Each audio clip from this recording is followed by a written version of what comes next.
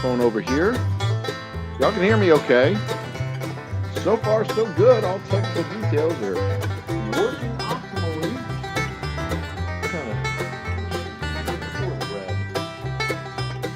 I got a glass. That one's good.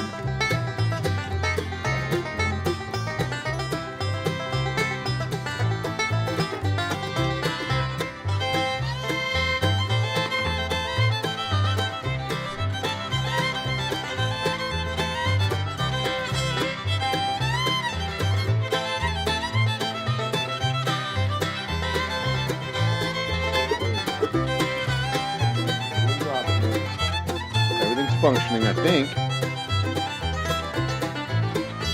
Cam working? Nope. All right, we'll be right back.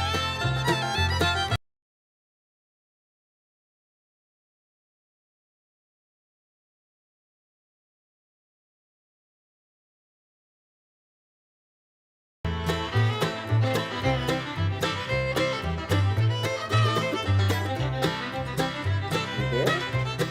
You made it.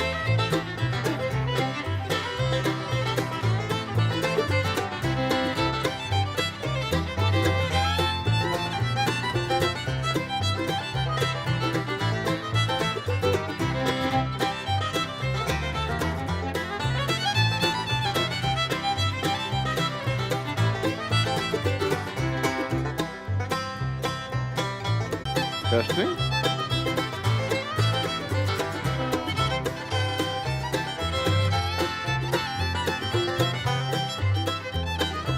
Hello?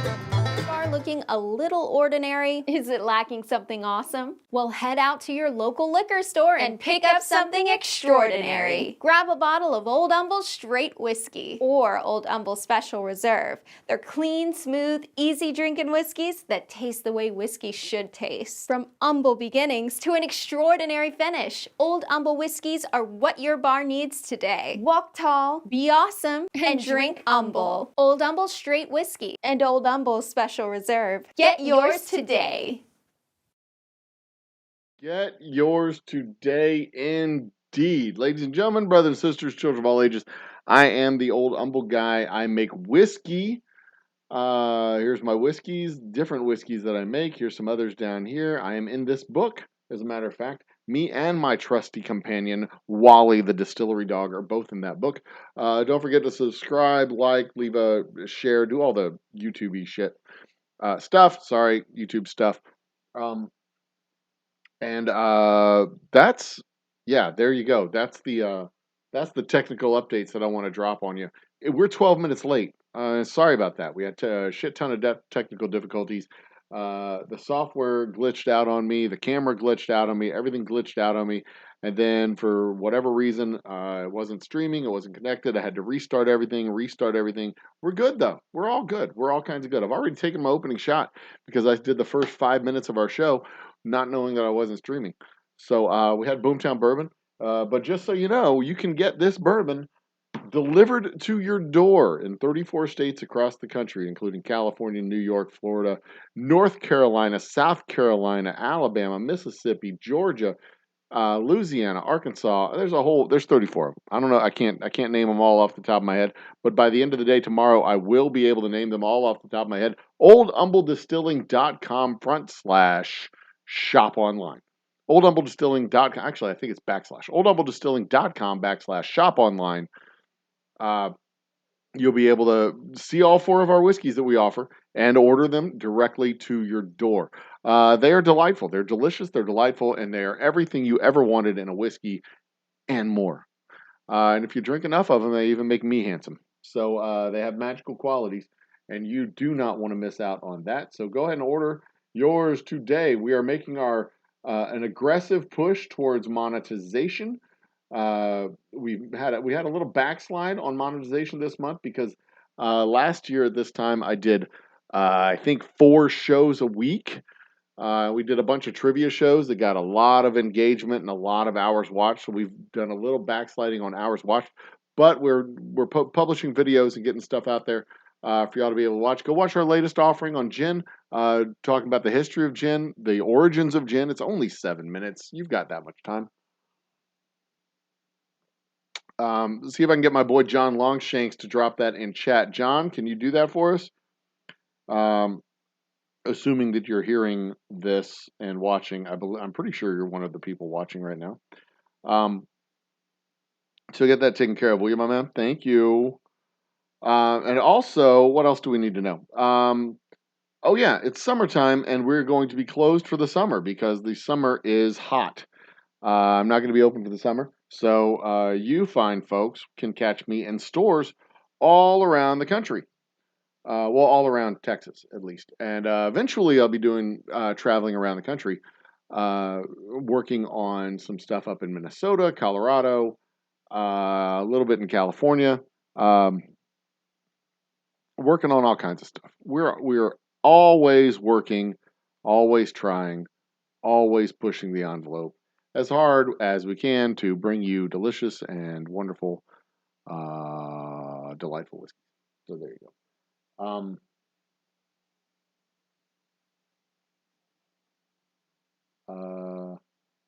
me see what we can do here. I think my chats are all screwed up. Let me see what's going on. Because I'm seeing chat windows upon chat windows upon chat windows. And I'm seeing on my phone chat that is different than chat that's on the screen. We may just have a short damn show tonight. Because it's weird. Everything's weird. But hey, I appreciate you folks joining us. I absolutely do. And I've got a treat tonight. I've got some Flower Moon gin, which is gin that we make at the Old Humble Distilling Company. I've got some London Dry Bombay gin. So London Dry gin is not intended to be drank straight. It is intended to be mixed, is what I have learned. But I also have, as he turns his head away from the microphone so y'all can't hear me, I also have Puerto y Indias strawberry flavored Sevillian, it's from Seville, Sevillian gin, and Puerto y Lindas Sevillian gin, Seville gin from Seville, Spain. So I've got 2 outsider gins that I'm going to try. Chat is just all screwed up. Oh, that's Nightbot. I'm not. I don't think chat's connected properly. I'm seeing my chat. Somebody put something in chat and let me know. Like I see it on my phone, but I don't see it on my screen. I see John Longshanks posted the link. Thank you, John. But I don't. I mean, I assume. I don't even have any idea anymore. I just don't know. I'm gonna close this chat window. Okay, I'm going to open that back up. Will that do it? Will it have disconnected? Are we good? I don't know what's going on. Which is the story of my life in one sentence. The absolute story of my life in one sentence. No, my chat's not connected to my computer. Hey, Jonathan, can y'all work on that in the booth? John, booth, can you work on that? All right, see if we can get that fixed. Appreciate it. Thank you. John, Jonathan, my producer extraordinaire, working on things so that I don't have to. It's awesome. Um, that is different from John Longshanks. That is a different guy. John Longshanks is in chat. Jonathan Peters is the one over in the production booth doing the Lord's work. So I don't have to. All right, so let's talk about gin. Let's talk about gin. I may cut this segment. I'm going to try and cut this segment out so we can do a short show. Maybe we'll see. But I'm going to bring chat over here. I don't know. I don't know if we're going to have it. I don't think we actually are going to be able to do chat at the end of this show. This might just be a short show. We've done in 30 minutes. Okay, let's talk about gin. Everything gin related. All right, so there are count them, 7 types of gin. 7 different types of gin, commonly accepted. 7 types of gin. I've seen the number as low as 4, 5. 7 is the highest number that I've seen when it comes to gin and the types of gin. So I'm going to go with 7 because that's going to be maximum informative as far as I'm concerned. So the first type of gin is the type of gin that I have right here, London Dry Gin, also just known as a dry gin. And that is right here. That is what we get when we get Bombay Dry Gin, a London Dry Gin. That's what you got. This says it's distilled from 100% grain neutral spirits from a 1761 recipe. It's got its herbs over here that it uses on the side.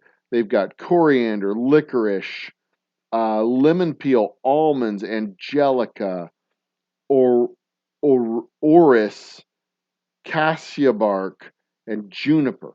Now, important to know about vodka or about gin is it is straight up flavored vodka.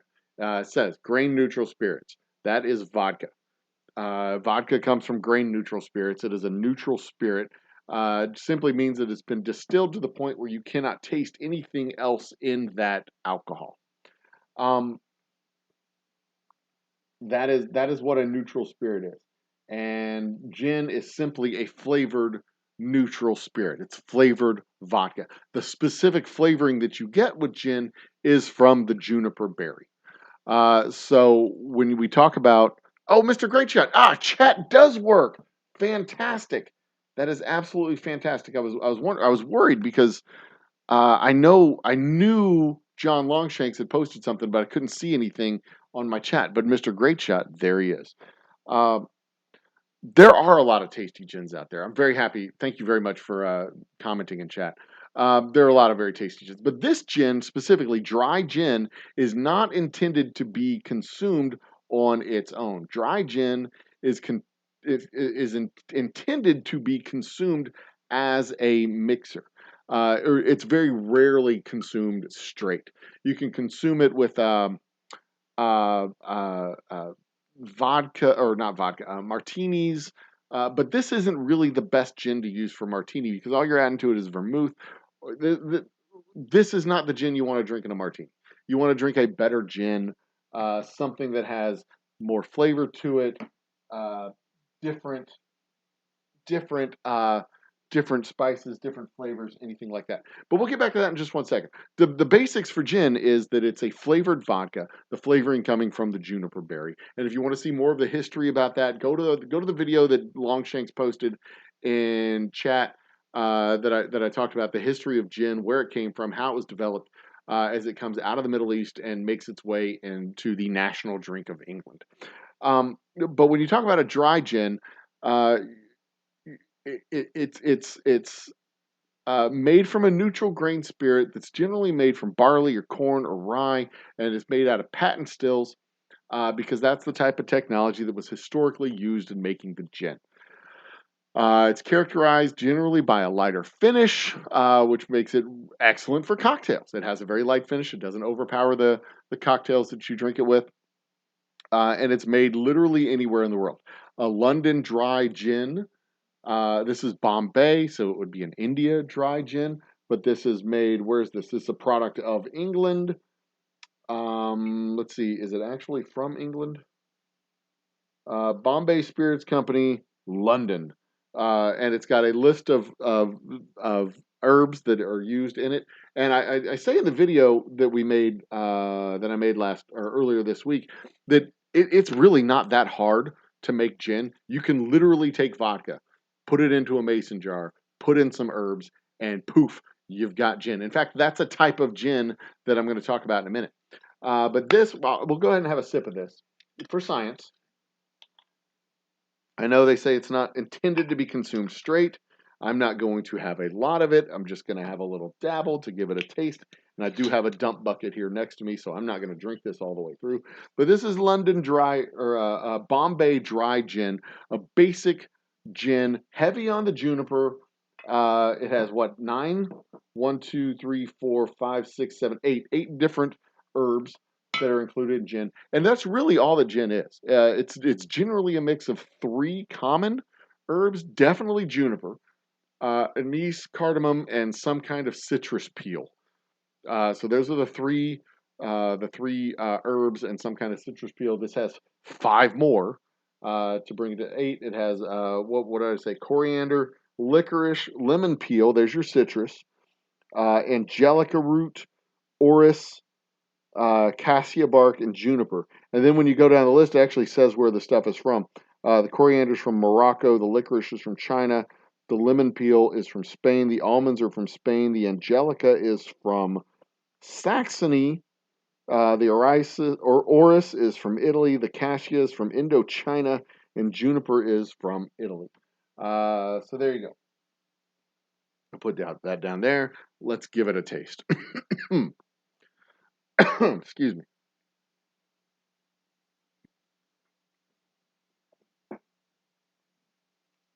That's everything I remember of Bombay gin. It's terrible.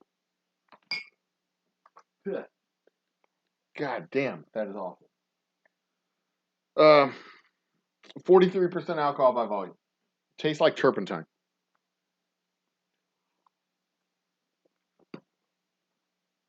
It tastes like turpentine. I hate gin. Or I hate that gin. That is the gin that I dislike. Um, Sponsor me, Bombay.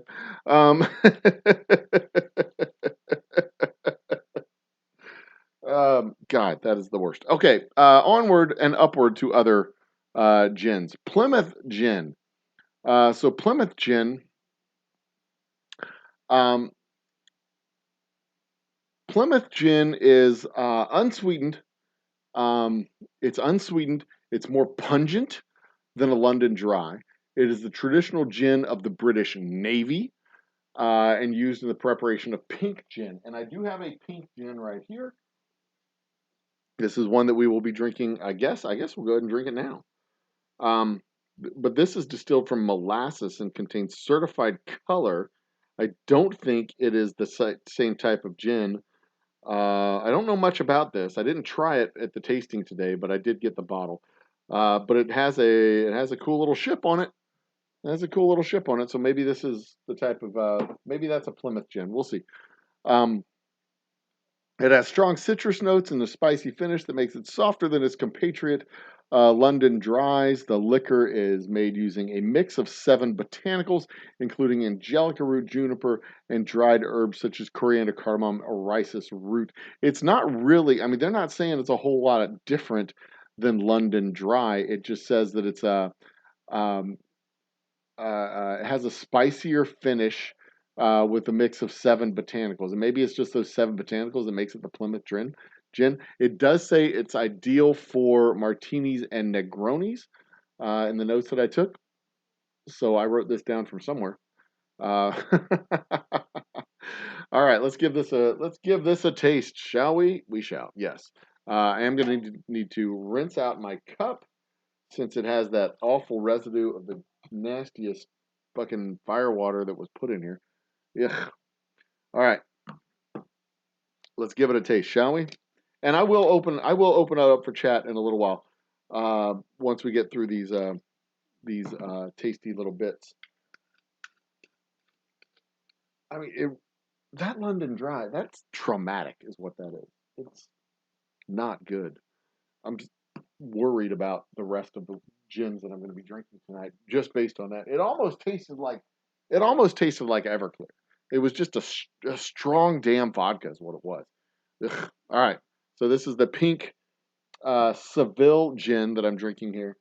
And I'm using this because it says that the Plymouth is used for a base in the pink gin. So we'll see. Mm. This is much better. Ooh, ooh. It tastes like cough syrup. Tastes like tastes like cherry cough syrup. That's what it tastes like. It tastes like cherry cough syrup.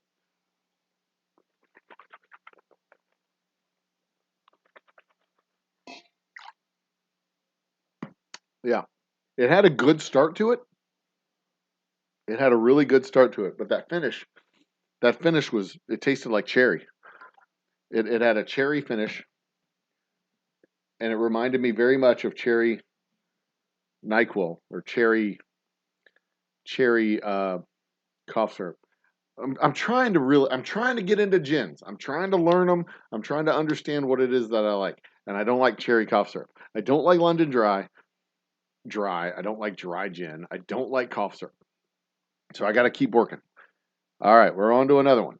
The next style of gin, Dutch gin, also known as Hollands, is produced by fermenting the mash of rye, malted barley, and corn. Does that sound familiar?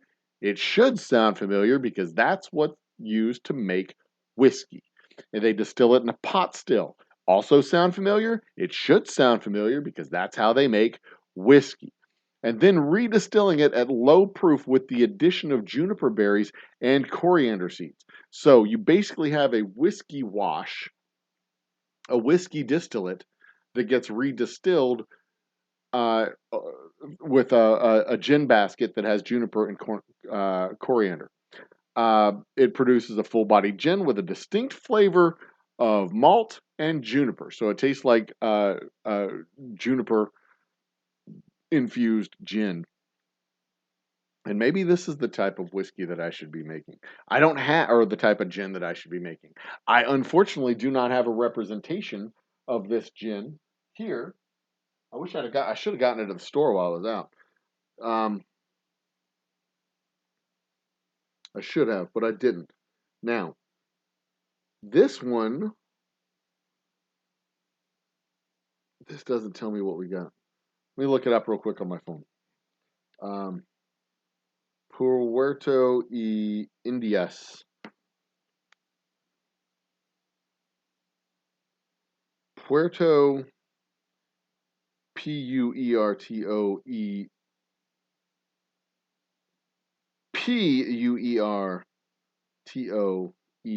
Puertoeindias gin black edition. Tell me a little bit more about this. 40% ABV is a new gin inspired by spring Andalusian, made with citrus, jasmine, and vanilla. Gin purists, what's it say? Gin purists. Huh. Let's try another one. See if I can find out more. This pure black edition. Beautiful floral gin with orange blossom to awaken the senses and plunge them into da da da da da da da da. Yes, I'm 21, you fuckers. Appearance: sparkling silver reflections on the nose, da da da. Mouth, complex of delicate hints of orange blossom and lemon. Abundant citrus and floral sensations with notable vanilla and citrus balance. Finishes intense, etc., etc. All right, that's not really telling me much about what I want to know. I want to know more about the herbal style. A symphony of floral scents. I need to learn how to write nonsense like that. A symphony of fluorescence. La la la la la. So I can sell my whiskey and to dum dums who believe that sort of thing. It says it is a London Dry. Puerto de Indias Pure Black Edition London Dry Gin is what it says. But this did not taste like that. This did not taste like Bombay by any stretch. But like I said, I will open this up to chat.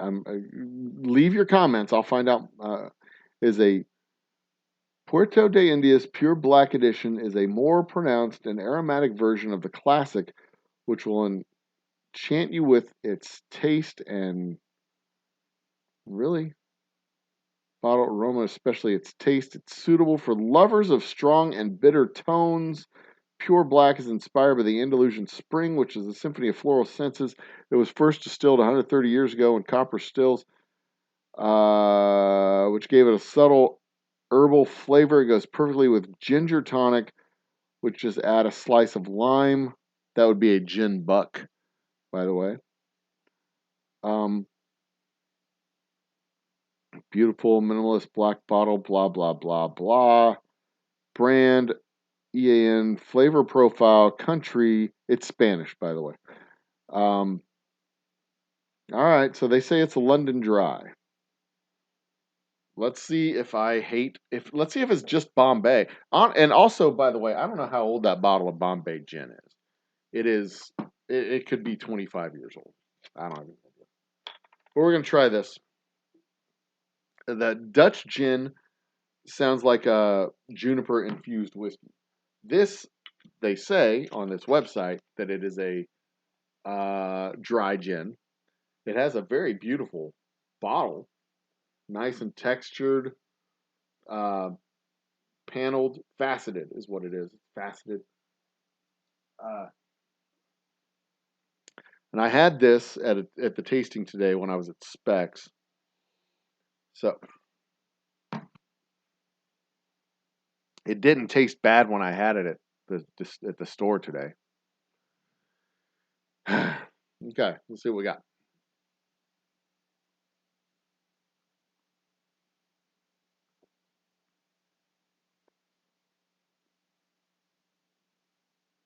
Okay.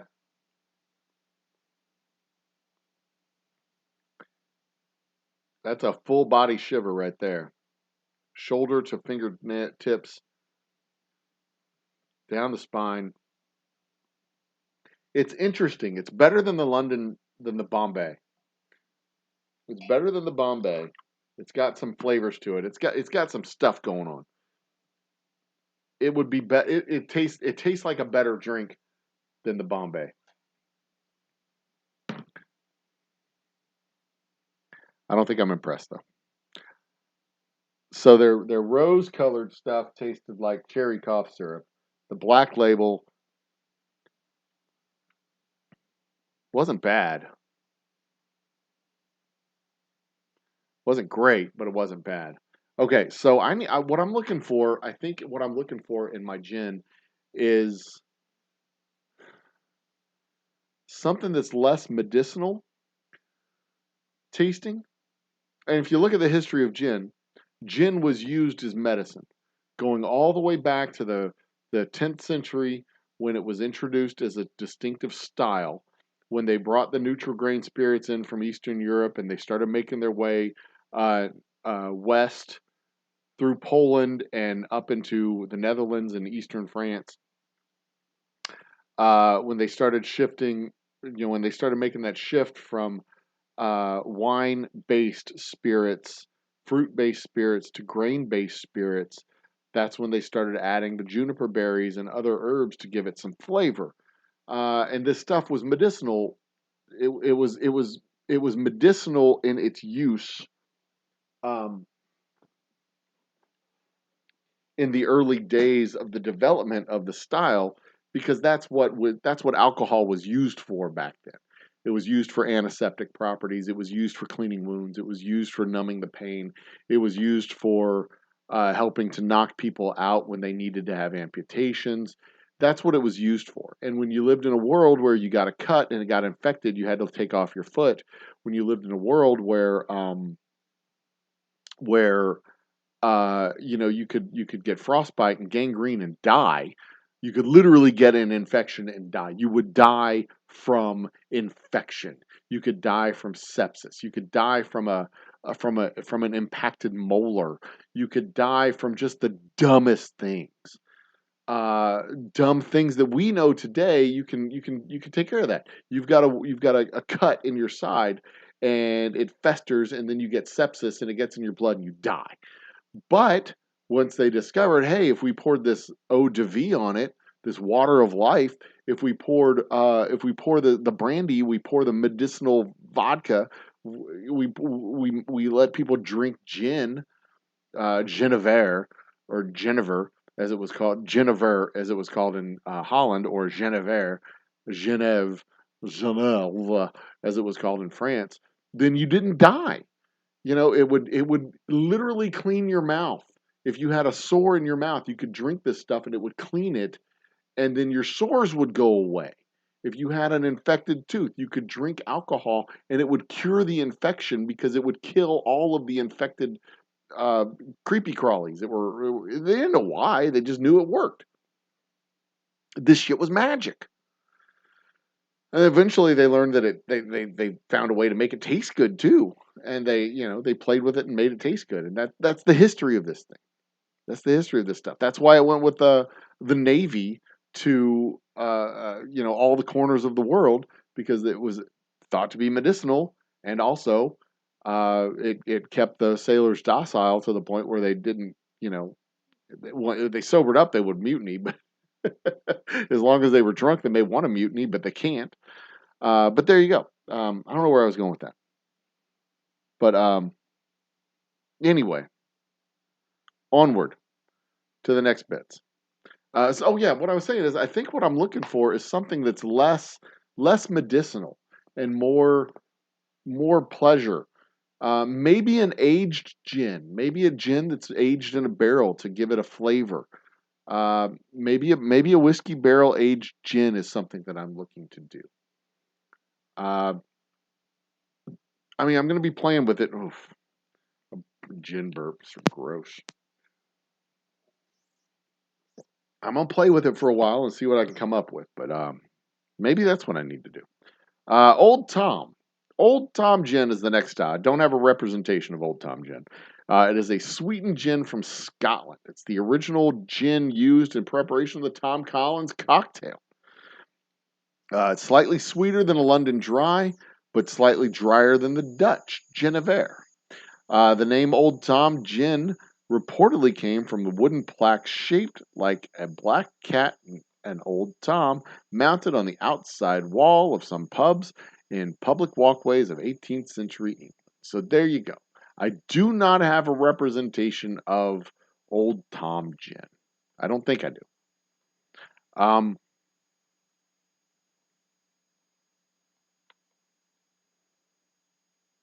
right, I gotta wait for the website to catch up. It's doing a dumb thing. My notebook's frozen. All right, glass is doing okay.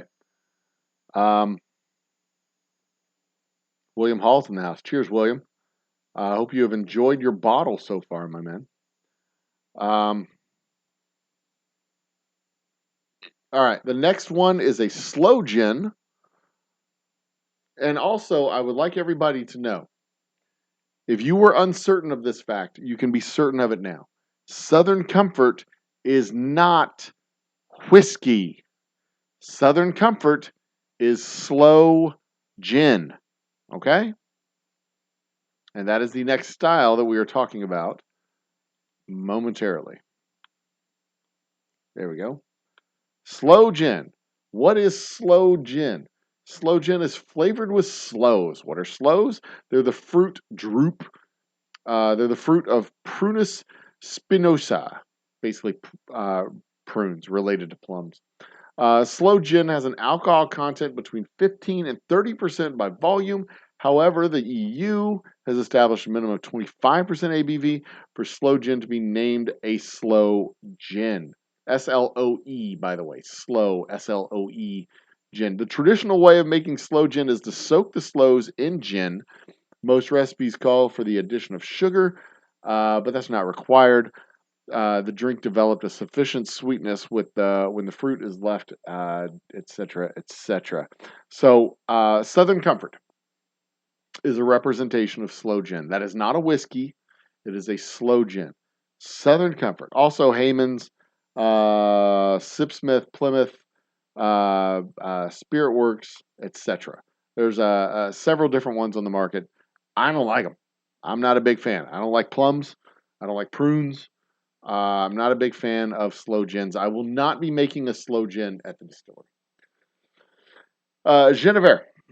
Juniper, Genever, is the forefather of modern gin with specific regional denominations. You cannot make it in America. It has to come from the Netherlands, Germany, or France, or Belgium. Belgium, Netherlands, Germany, or France. It's originally produced by distilling malted wine to 50% ABV because the resulting spirit was not palatable due to lack of refined distilling techniques.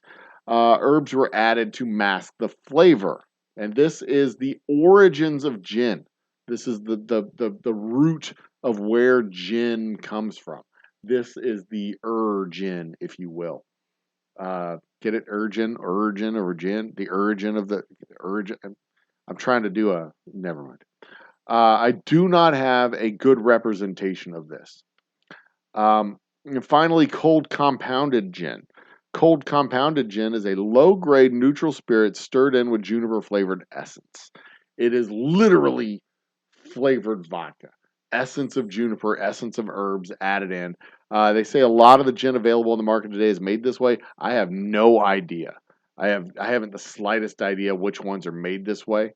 They are I don't know what to tell you. But I do have a representation. I think I've got a representation. I said I don't have a representation of Old Tom, but I think I do because I think if I were to describe our Flower Moon gin, I think the way it fits into this group of gins, I think it fits right here into the Old Tom category, where it's slightly drier than Juniper, but it's a little bit sweeter than London Dry. It falls in between them on that spectrum, and I will drink this because I know it's delicious because I fucking made it. It is an artisanal craft gin using 13, does he say 13 different? Um, 13 different botanicals um, from the Mediterranean sources. So this guy, he runs a kitchen. The guy who made the recipe, he runs a kitchen on the other side of town. And he decided that he was going to use his cultural knowledge of the Mediterranean food that he makes, add some juniper to it, and define the herbs. And that is where Flower Moon Gin comes from. It is sweeter than London Dry, having drank the London Dry twice. It is sweeter than the London Dry. It's got to be drier than the Dutch Juniper. It definitely tastes better than something that is so unpalatable you have to add herbs to it. It is made with neutral grain spirit that's derived from corn. Smells good, and I do know for a fact it is distilled at least 6 times because I personally distilled it 6 times.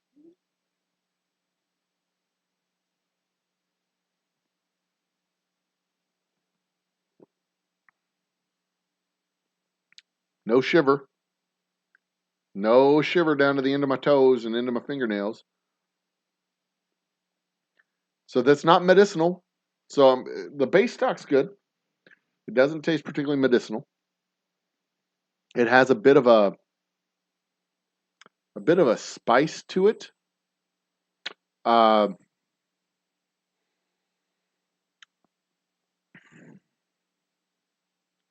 it has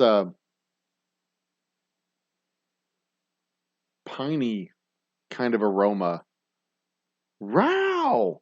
I didn't pick up a piney aroma for any of the others, but I picked up a piney aroma on this one. Man, I don't know what he does. I've seen him do it, but I don't know what he does, and he does a good job of it. So this one tasted like just straight up distilled ass. I I don't know why people. I don't know how people drink this shit. I spit it out. That was the only one that I spit out. This one, it was sweet. It was extremely sweet. It had that finish of a cherry kind of finish to it. Um, it wasn't bad. I don't think it was good, but it wasn't bad. I mean, as far as ranking goes, this I'm going to dump into the garbage tonight. This was a little bit better than that.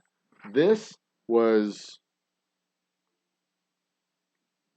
significantly better than those two. My computer just did a thing. And then this one was definitely drinkable all by itself on the rocks. So that is definitely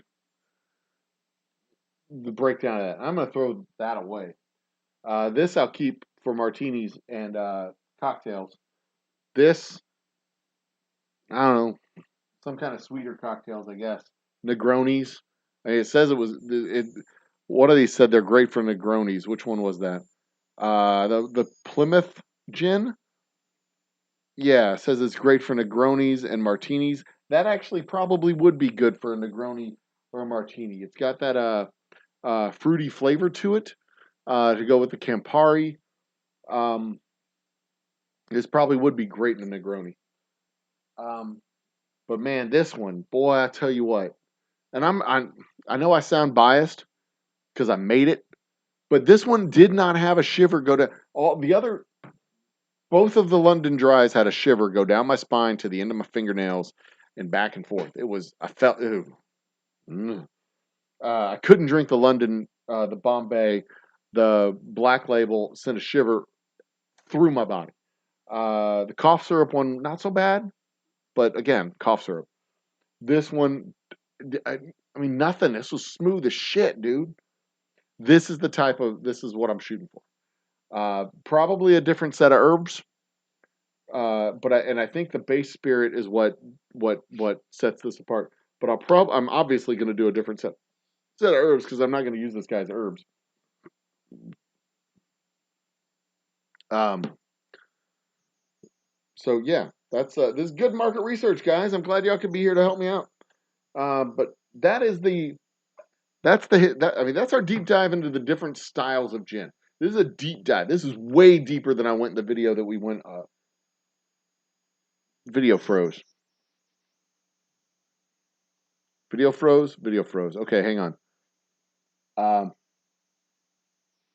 See what I can do here. All right, hold on. I'll be right back.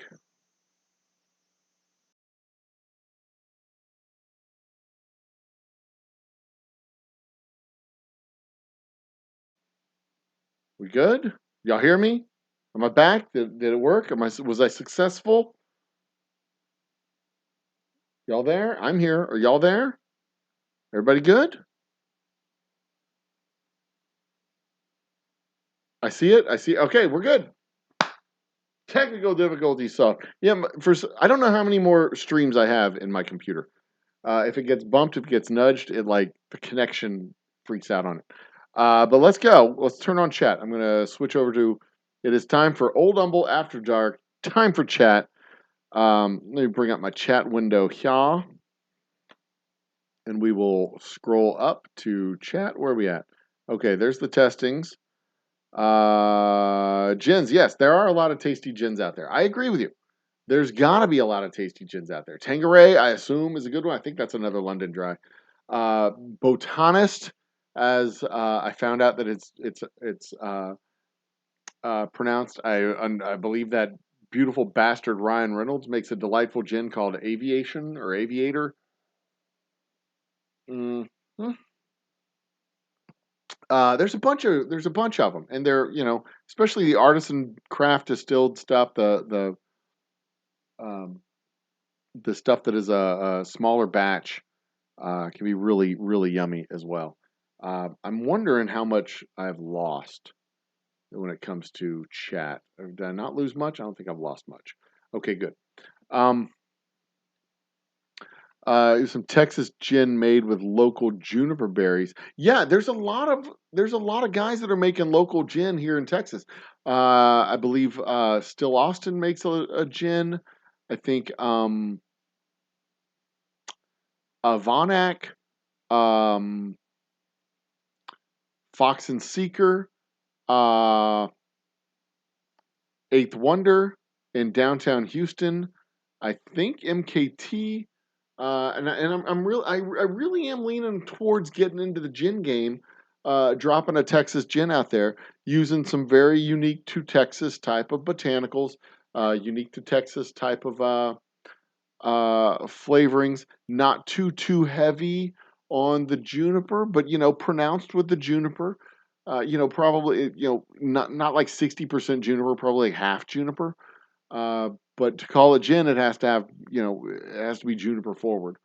But um, I think there's a blend of herbs that I can come up with that will be good. And one of the keys to it is definitely using a good base spirit.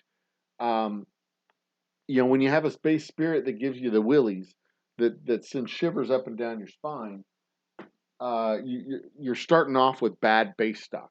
And if you start off with bad base stock, you end up with bad everything. You can't recover from um, you can't recover from using uh,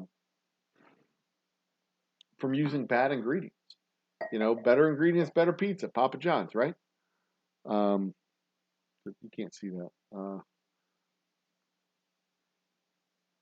Can you? Can't see this, can you? No, it's got to go over here. I don't have a platform to put my whiskey. I'll put it right up here. See that? Okay. Yeah, I see that. Okay. Better pizza, better ingredients, better pizza, Papa John's. And if you start off with a bad base spirit, you end up with a bad with gin. You can't hide it with a barrel the way they do in Kentucky and the Suntory based the Suntory owned distilleries.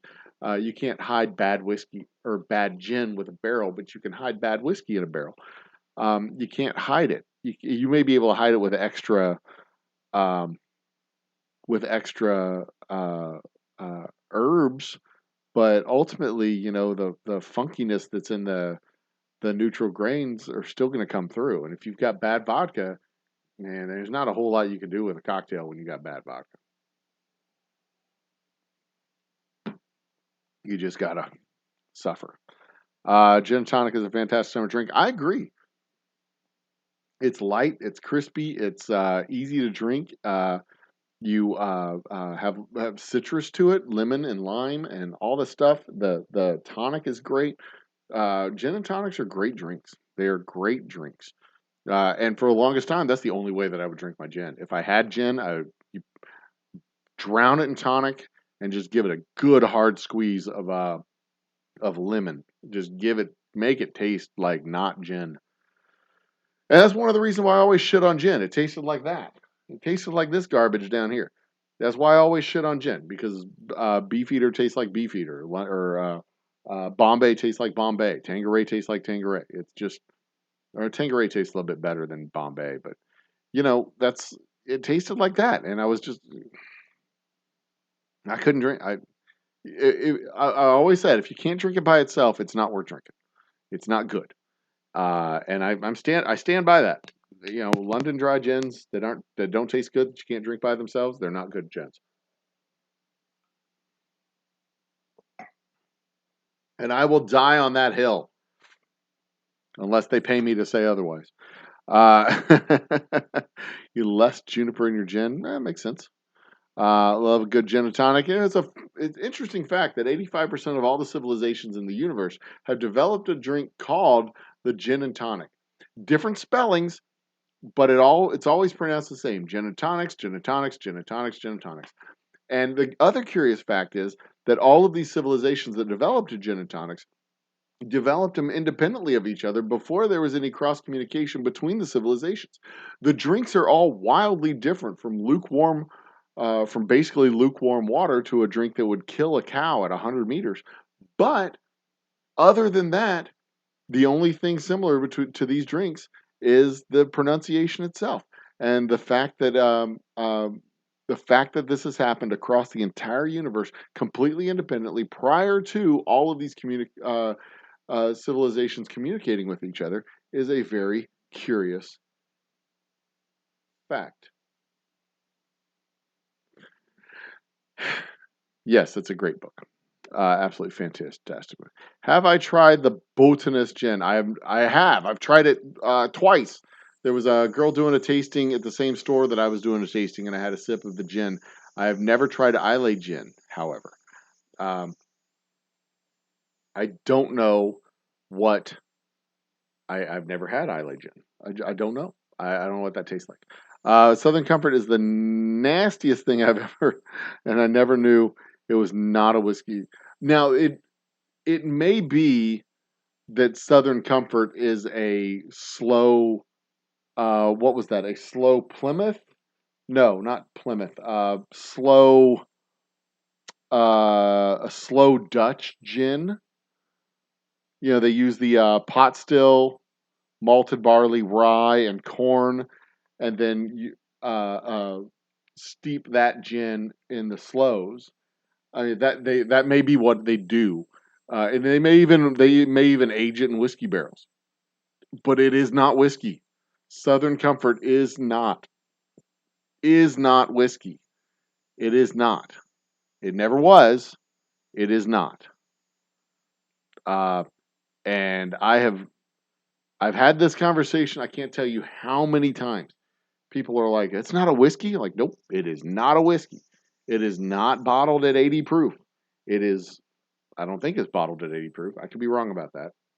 Let me look this up real quick. Southern Comfort, THERN, because it has been probably 10 years since I've actually had this conversation. Original 70 proof spirit, what? Spirit whiskey? Southern Comfort. The smooth drinking whiskey, it's not whiskey. Let's see what the fuck they're talking about. Yes, I'm under 21. Now, there is a Southern Comfort black. It says it's whiskey, black whiskey flavor profile. It says it's whiskey. When I was a kid, Southern Comfort was slow gin. Bold character, black brings unmistakable whiskey flavor, but not whiskey, with our signature touch of stone fruit and spices. Stone fruit is plums, peaches, loquats, um,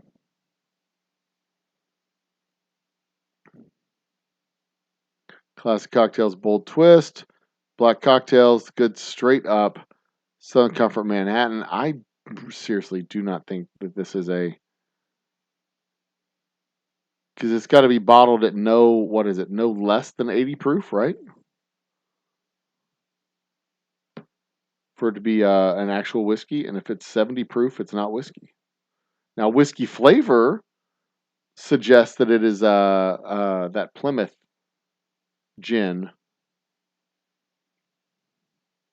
but it does not say whiskey on the label.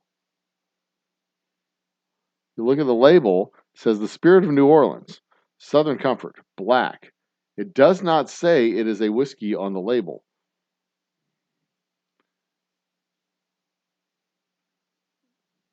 It doesn't say gin of any sort either on the label.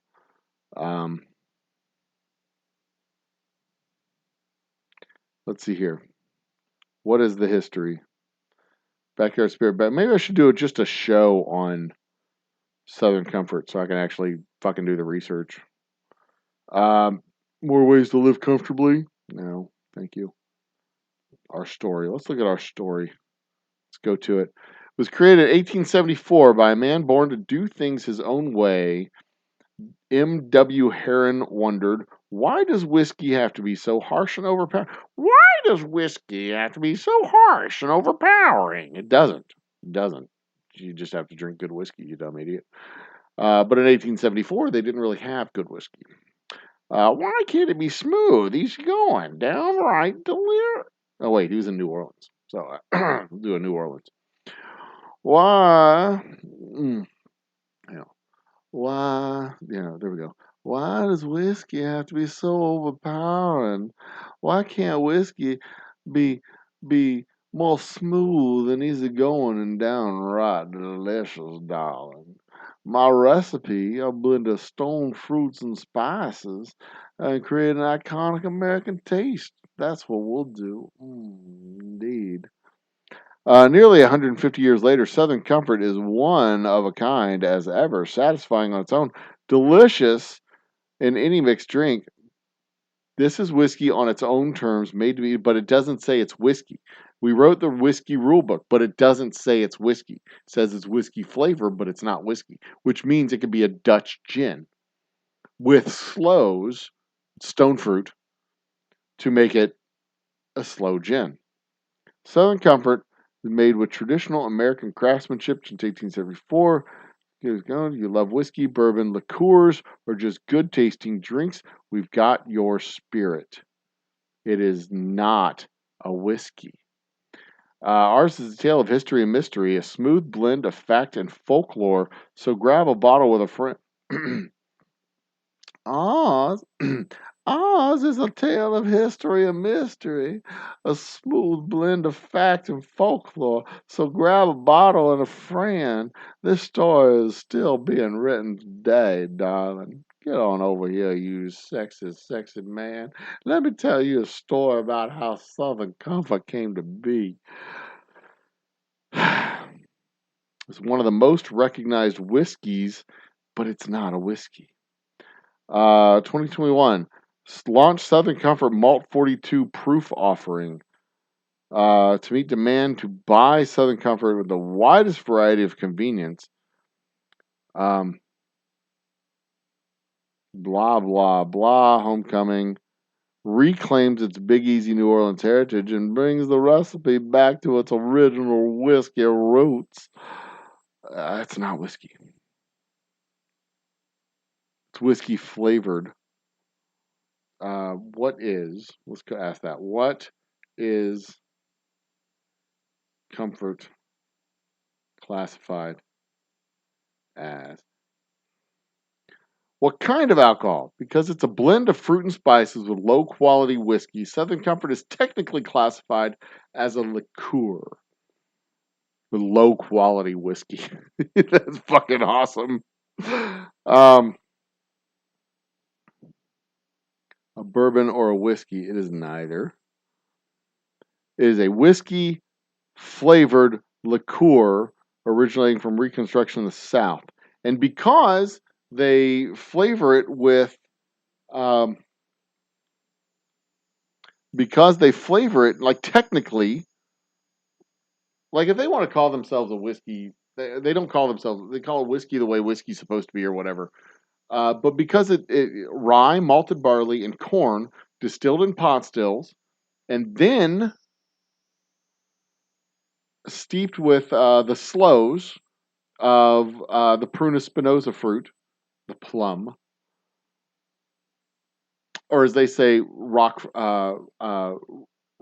pit, stone fruits, stone pitted fruits like peaches and loquats and things like that. That makes it a slow gin. It is a whiskey base, malted barley, rye, and corn, steeped with the sloes of the prunus fruits, which makes it a slow gin. There you go. It is what it is.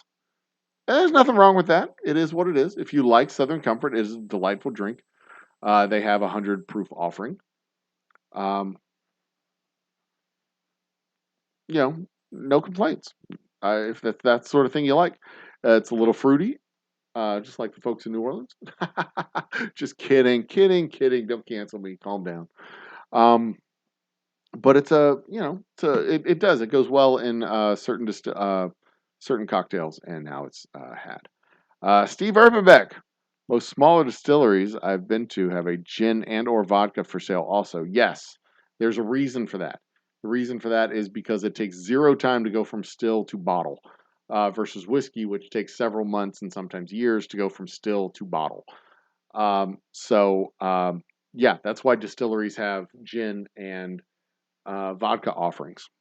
And it's usually a fairly small selection because they don't want to waste their still space on neutral grains and white spirits. So there you go. And you are 100% correct. It is very cheap to make in comparison to whiskey, wine, and beer. The last updates title.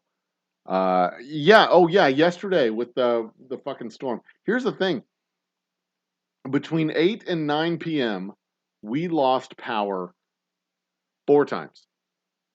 It flicked off, then on, and then off, and stayed off for like 2 minutes. Long enough for me to go into my office and get my emergency candles, come back into the main room, and the lights turned back on.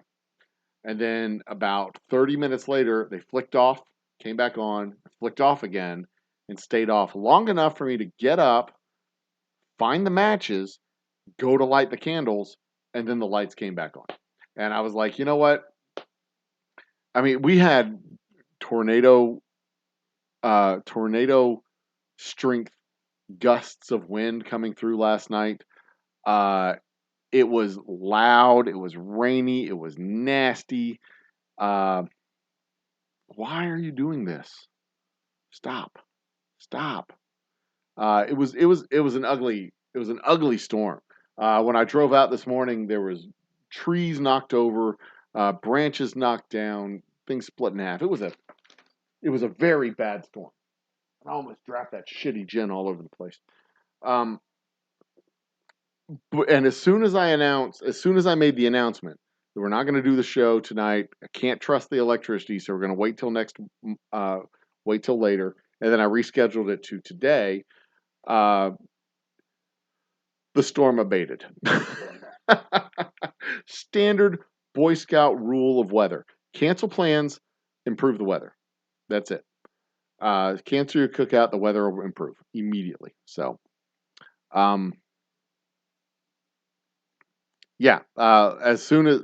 everything's fine. We had a few, it was gusty and nasty. We had a 97 mile an hour gust of wind at the airport, just about 10 miles from my house. But it sounded horrible. It was horrible, just terrifying. It sounded like an elementary school choir outside, just screeching and yelling. It was the worst. But then it just went away right around 10 o'clock, 10:30. It was just poof, went away. And Jen is giving me the hiccups. I don't like it. Get back to the show. Not a fan of most of these gins that I had tonight. Sorry, Punto de Isla. Punto de Isla? Is that what it was? Punto de India. Puerto de Indias. Port of the Indies. In Espanol, Sevillian. Sevillin. Sevillin from Seville. Gin de Seville. But when I say civilian, it sounds like I'm saying civilian wine. Like, non-military wine or non-military gin, civilian gin. It's not that. Anyway, Mr. Grape Shot. I love muskets. Southern's too sweet for me. I've never really liked it. If you like that sort of thing, then you like that sort of thing. But I've never really liked Southern Comfort. I'll just walk in here. Your Humble refer to Southern Comfort as whiskey. I was reading from their website. Southern Comfort says it is whiskey, but it's not whiskey. It is a slow gin. When I was in bartending school, way back when I was 19 years old, god damn, almost 30 whole years ago, um, I learned it was a slow gin. It is not a whiskey. It is a whiskey flavored liqueur. It starts with a base of whiskey spirit, um, and then they soak their fruits in it to give it flavor and give it what it is. It is not. It is not. I have not, and will not ever refer to Southern Comfort as whiskey. It is not. It is whiskey flavored liqueur, and it is garbage. If you like that sort of thing, you'll like that sort of thing. Me, no, I don't like that sort of thing. It's not for me. Hydro in Kingston's been running since the ice storm in 90. Oh, hydro. Hydroelectric power? Cool. Um, Canceled barbecue. See, that's only if you want to make sure the weather's good. And see, here's the catch. If you cancel your barbecue, if you cancel the barbecue and the weather clears up, you can't return the barbecue. You can't have the barbecue. You can't say we're going to cancel it and just kind of make it a wink and a nod type of thing. You have to actually cancel. Just like every time I go to a store, I found out there was a pattern. When I go to a store, if it was slow, I would text my wife that this store sucks. I hate this store. I'm never coming back to this store again. And then immediately it would pick up and I would start selling whiskey. So now every time I go to a store to do a tasting, when I walk in the door, I immediately text my lovely wife. Well, once I get my table set up and I have my supplies all out and I'm ready to go and I'm ready to start and I open up my bottle of whiskey, I immediately text my wife and I say, "This store sucks. I hate this store. I'm never coming back." Um, she still thinks I'm serious every time I do it. Like today, I did it after I sold my first 3 bottles in like 10 minutes. And I texted, "I hate this store. This store sucks. I'm never coming back." She's like, "I'm so sorry." She buys in every single time. Which is great because if she ever was like, "Oh no, you're just joking," then it wouldn't work. I'm not superstitious. I'm just regular stitious. Uh, so as long as she's buying in and she's participating in the ruse, if you will, um, then we're going to be all good. We're going to be all good. Um, so there you go. Corey Lee likes gin. Look, there's one gin that I do like. So far, one gin that I found that I do like. And it just so happens to be the gin that I make at our distillery, our Flower Moon gin. I will promote this 100 times. Of the 4 gins that I had tonight, this is the one that did not send shivers up and down my spine. Um, this one, I spit right back out.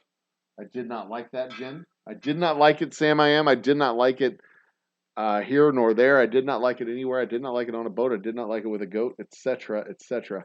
This one, the Puntas de Indias Black Label gin. It's another London dry gin. It was not as bad as the Bombay. I didn't spit it out, but it sent shivers all the way down to the end of my fingernail. This one, this one right here tasted like it's pink. It tasted like pink cherry cough syrup.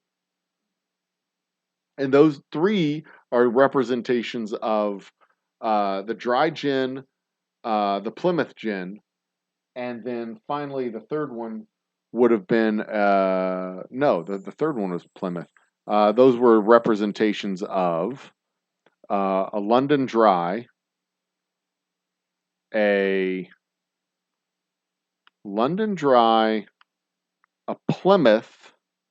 The pink one was the Plymouth, and then the last one would have been the Old Tom. So this is a representation of an Old Tom gin, neutral grain spirit, sweeter than a London Dry, drier than a Dutch Juniper.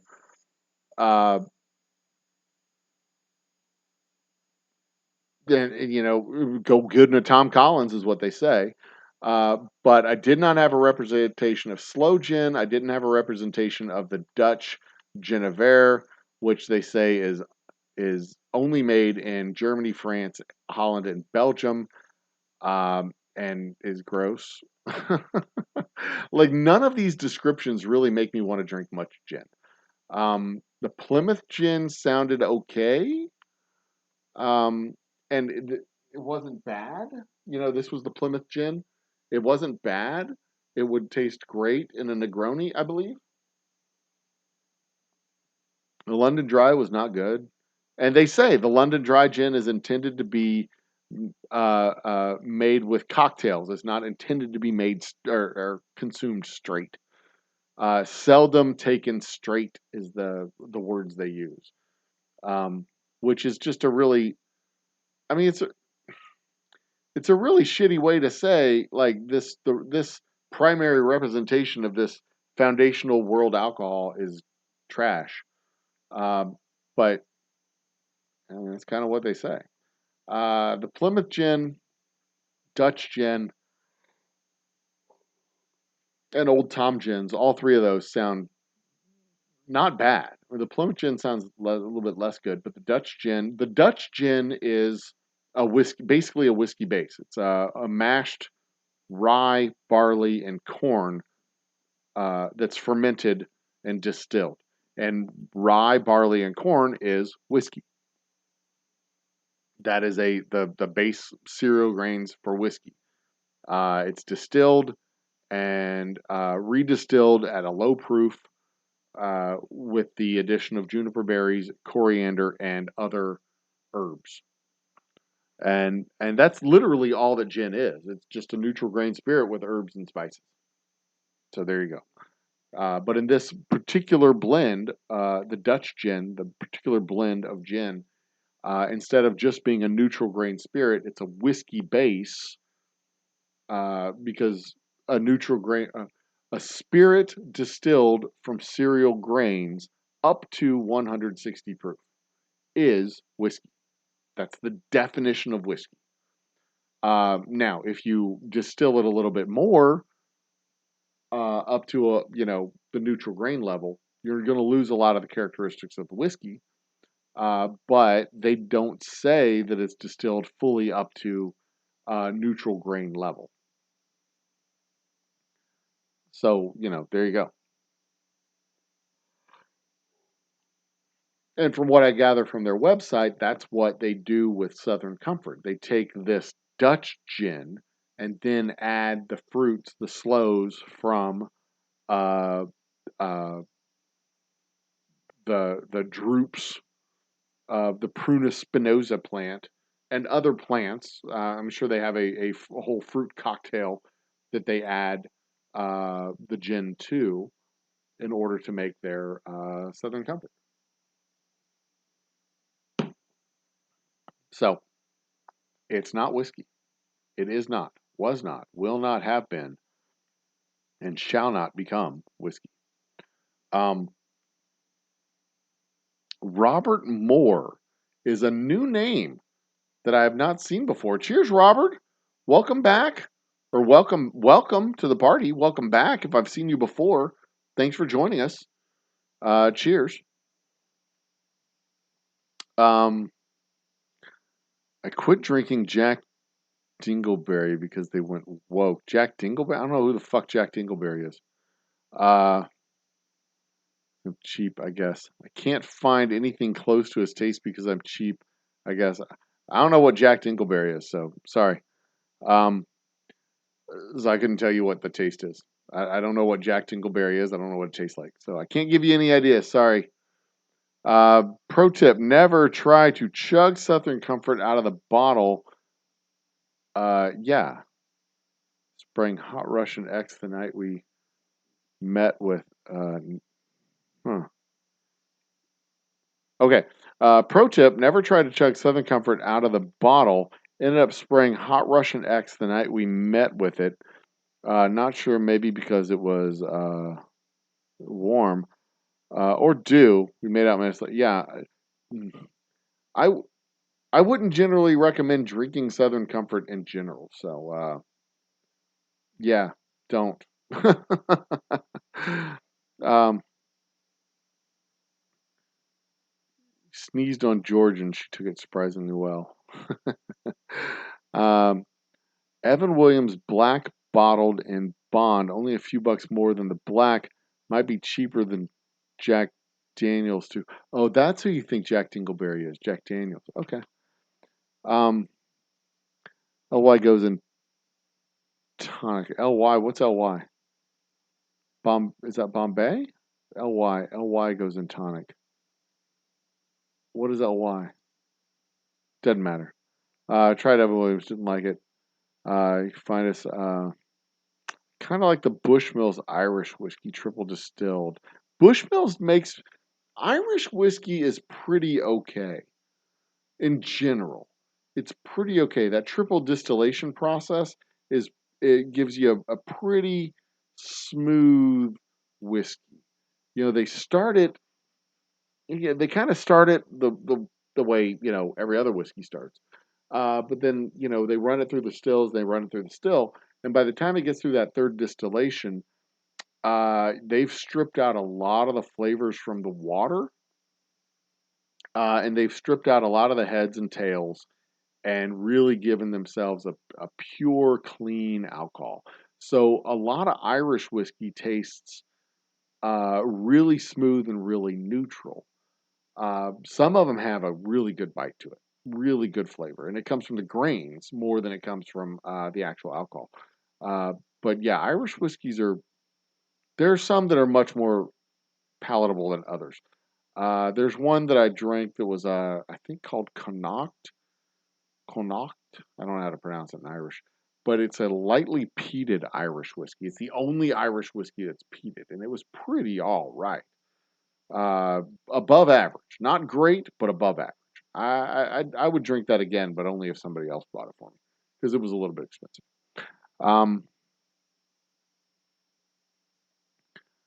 And if you then ignore my comment, what was the comment? LY goes in a tonic. Is that what it was? Sneezed on George. I don't know I didn't ignore your comment. I just don't know what you're talking about. It's not LYMY. Eyes are going. It's not limey. Type sloppy. LYMY. I don't know what you're talking about. a tone here. Ever try New Amsterdam straight gin? I've never tried New Amsterdam. I've seen it. I've seen it on the shelves, but I've never tried it.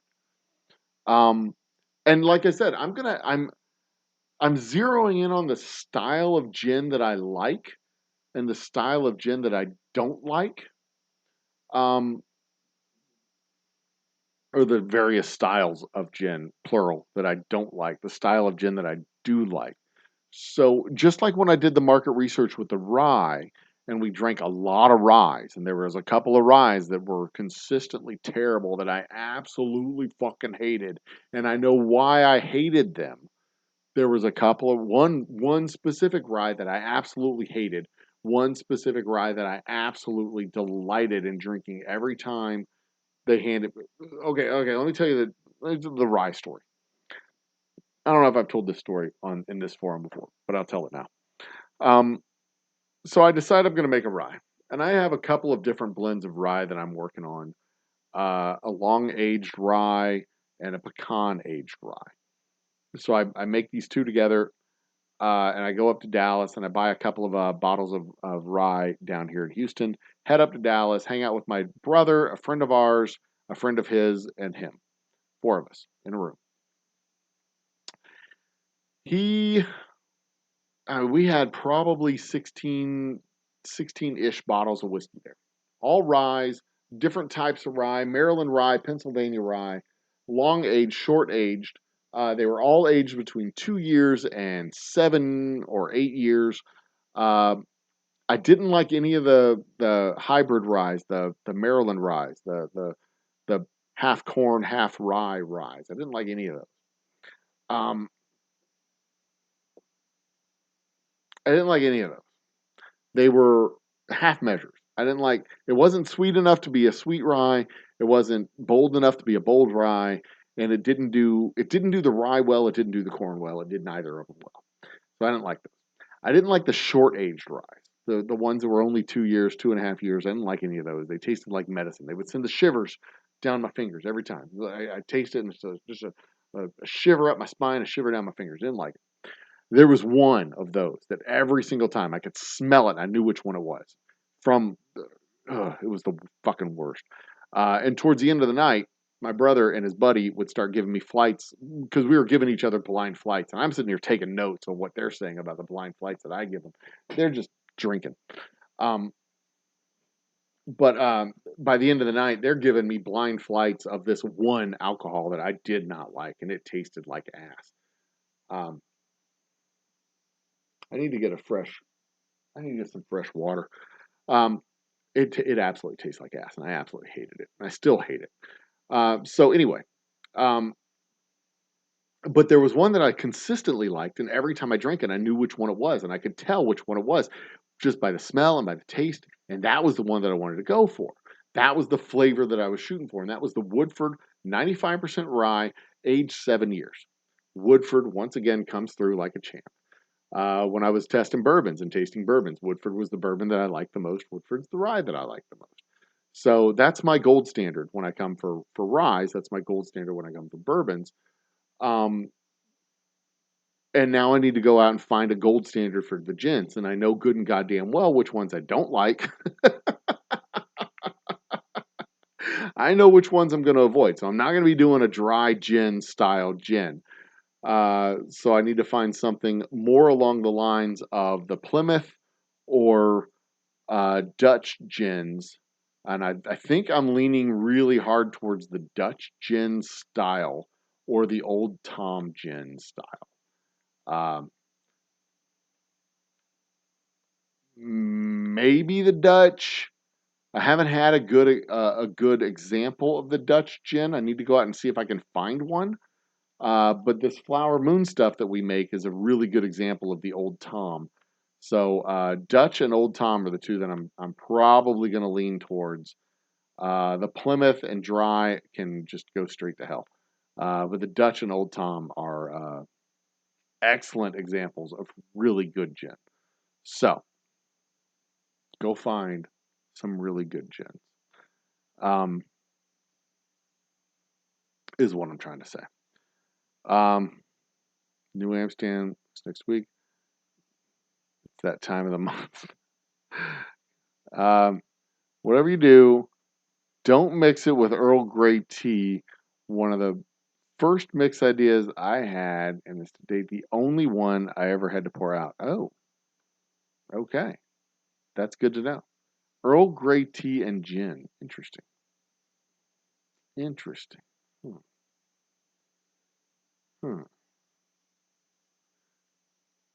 Huh. Okay, that's good to know.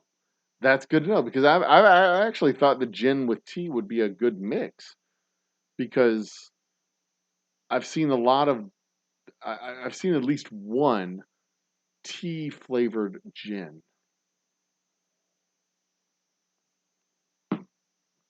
At least one. I'll tell you what, I'm going to kick it to the ad twins real quick. I'm going to go refresh my water, and I'll be right back. Is your bar looking a little ordinary? Is it lacking something awesome? Well, head out to your local liquor store and pick up something extraordinary. Grab a bottle of Old Humble Straight Whiskey or Old Humble Special Reserve. They're clean, smooth, easy drinking whiskeys that taste the way whiskey should taste. From humble beginnings to an extraordinary finish, Old Humble whiskeys are what your bar needs today. Walk tall, be awesome, and drink humble. Old Humble Straight Whiskey and Old Humble Special Reserve. Get yours today.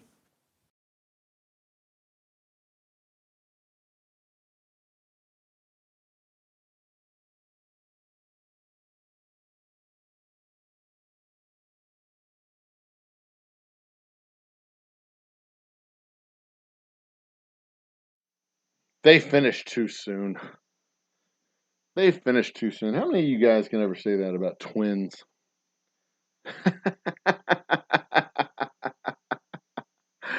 Anyway, any hoodles. Welcome back. Thank you for sitting through the commercial and a little bit of black screen while I was refreshing my water.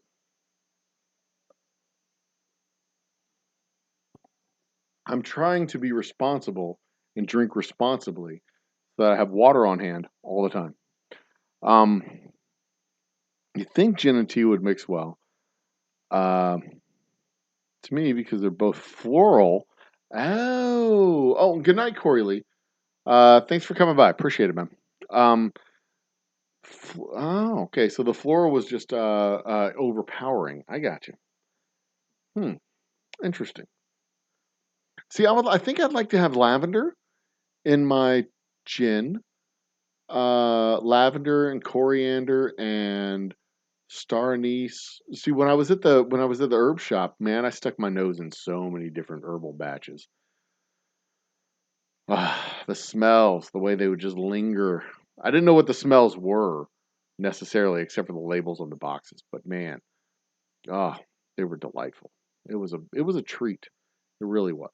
And I think I want a gin that has more citrus and floral and less spice, pine, and salty is the word that's coming to mind, but that's not the right one. Um, less spice, less barky, woody, grassy. I'm trying to think of the word to describe the sensation that I'm thinking of, where it's like sharp, edgy, warm, salty. I'm thinking of the flavor, the picture in my head, the flavor I'm trying to attach to it is cubical, angular, um, uh, pointy flavors. I want more soft, floral, smooth, juicy type of flavors in my gin. Less savory, more sweet. But not sweet like saccharine sweet, like sweet like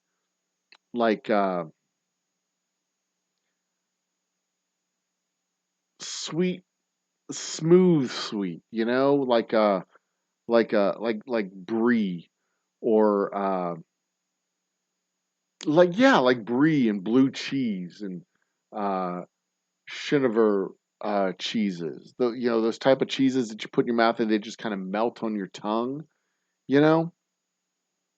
That's the kind of flavor profile that I'm looking for with my gin. It fills your nose up with happiness and it just kind of drapes over your tongue. Yeah. That's what I'm looking for. That's what I want to do when I make my gin. Something that's just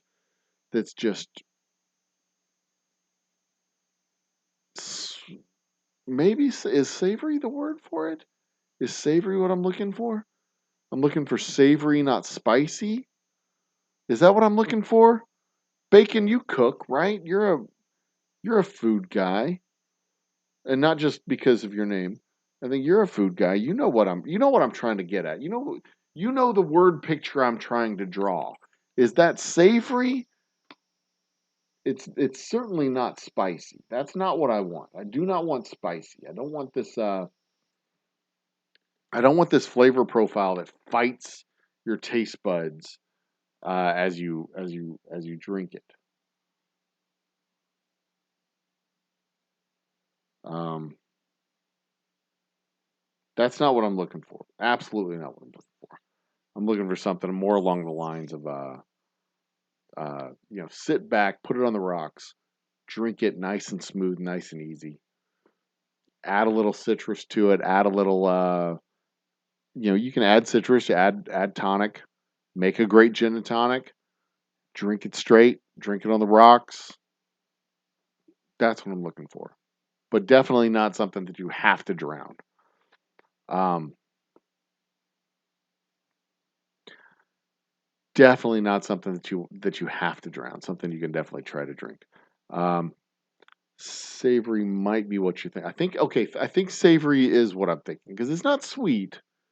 It's not definitely not spicy.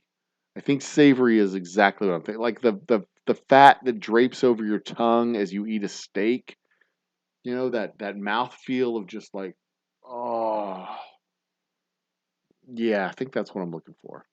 But just like that punch of of citrus, that punctuation of citrus, that you know, just a little tartness at the end.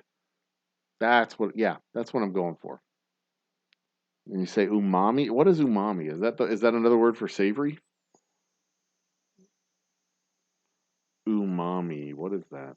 Umami. Uh, umami. Umami, or savoriness is one of the five basic senses. Yep. Okay, so it's not a thing. It's a sense. Got it. I thought it was an herb or a spice or something that I could throw in there. Like, yeah, I'm gonna throw some umami in my gin.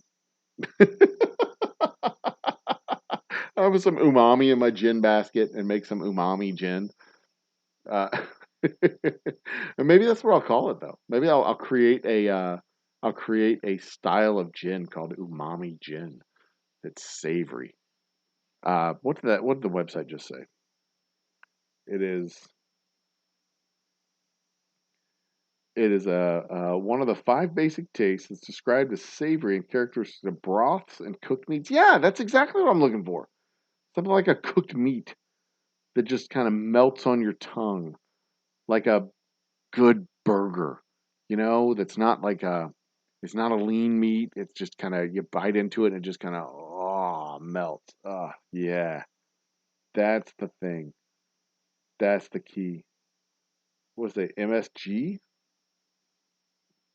Eh.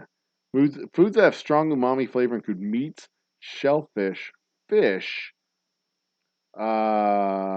sardines, something that I like, anchovies, something that I like, tomatoes, mushrooms, hydrolyzed vegetable protein, meat extract, yeast extract. Jesus. This is describing exactly what I was trying to describe. Meats and cheeses and soy sauce. Yeah. Foods rich in umami components. Foods rich. Mushrooms, shiitake, rich source of umami flavor and gyanolate. Okay. Smoked and fermented fish. Yeah, smoky gin. Oh, that'd be awesome. Or a gin that you can put a smoke hat on and smoke it. Um, taste receptors, consumer safeties, umami herbs. Let's see what we got with herbs that are umami. Spices with umami flavor, cumin, allspice, paprika, tamarind, parsley, cocoa, cinnamon. All right. What seasonings are umami? What herbs are umami? Cardamom, paprika, cumin, caraway, carom, bay, Indian bay. Mm. Japanese word for savory, if I remember rightly. They're using it to describe the ramen. Yeah, that is, I think you nailed it. I think you are correct, sir. That is correctness. Um,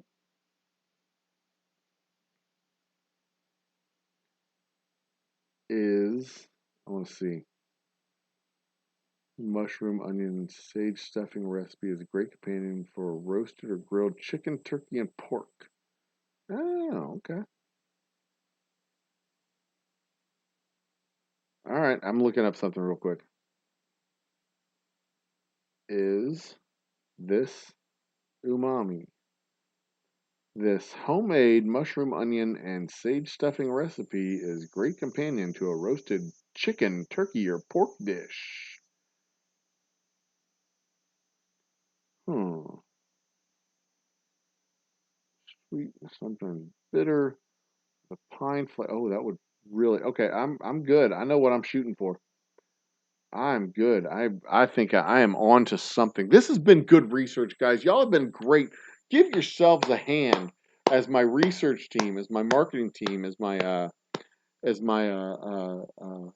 research team to help me develop the perfect gin. I'm looking for an umami gin, a savory gin, type of gin that you want to drink with steak and just chew on it, eat it with a fork. Type of gin you want to roll across your tongue, back and forth and back and swish around. And you drink it down and you smack your lips and it just clings to your lips as you and you just you have dribbles of it coming off your fingers. You lick it off. Yeah, that's the kind of gin that we're gonna make, baby. I know that sounds as appetizing as you think I make it sound.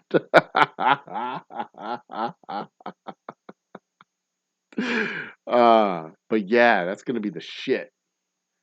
A well of salt, a well crusted salt pepper steak with butter glaze and a nice smoky old humble gin by its side.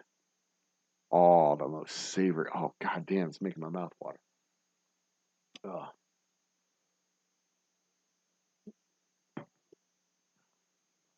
we got it. We got this. We got this. It's going to be the best goddamn gin you've ever had. I pair it with Canada Dry. Okay, Canada Dry, by the way, I have talked y'all up a lot. I've said without question that Canada Dry ginger ale has to be in your home bar. Your home bar without Canada Dry ginger ale is incomplete because ginger ale goes with rum, whiskey, gin, tequila, and vodka. All five of the foundational world alcohols. All five of the fundamental world alcohols Canada Dry ginger ale combines with nicely. Whether it's a lime or a lemon garnish to go with your ginger ale and alcohol, doesn't matter because nobody has that stuff in their fridge just laying around. But seriously, you might have the lime juice, you might have lemon juice, just a little squirt of lime with your tequila and ginger ale. Oh, baby. A little squirt of lemon with your whiskey and ginger ale. Oh, baby. A little squirt of lime with your vodka ginger ale. A little squirt of lemon with your rum and ginger ale. A little squirt of lemon with your gin and ginger ale. I mean, come on. Canada Dry. Give me a fucking email. Call me up. Tell me you want to sponsor me. I'm going to have a whole series of Sponsor Me Canada Dry videos. And the least you could do is send me a cease and desist letter. Lisa hates it when I solicit cease and desist letters.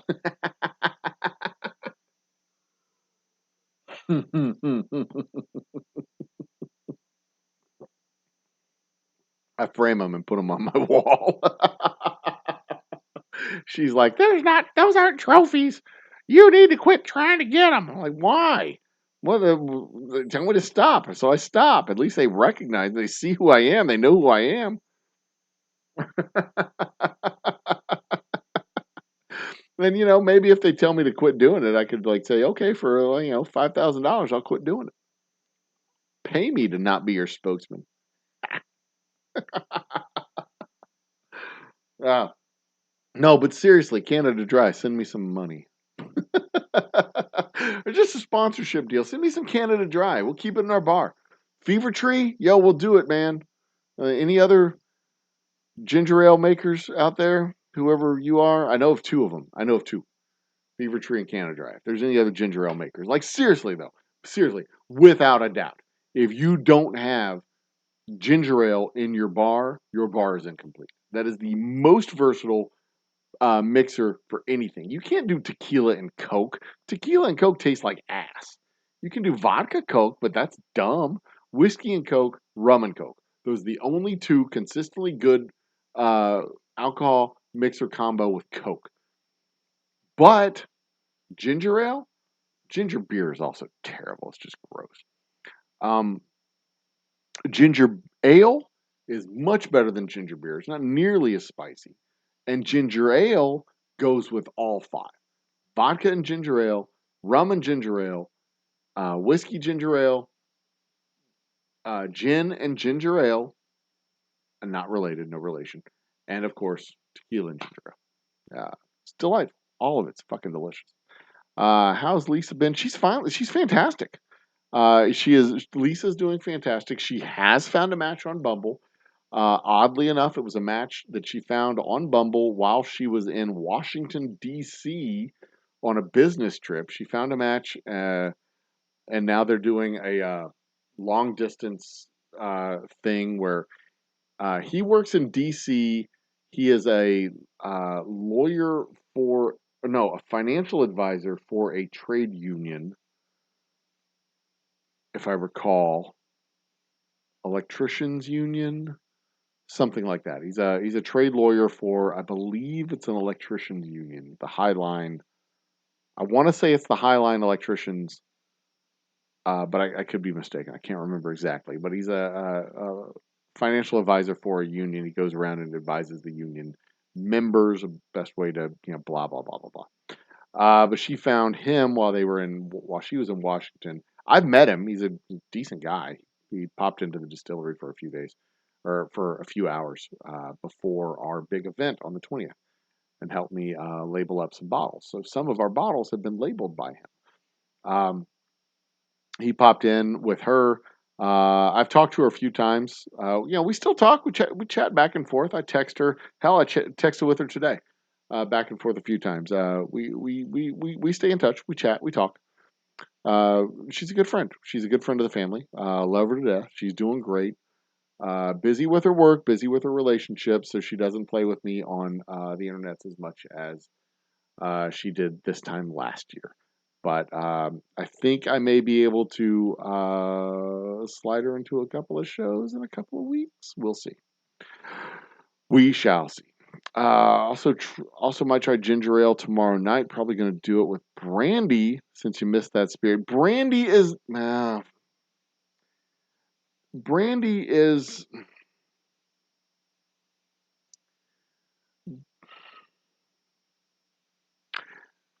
brandy is the spirit when it comes to the world spirits.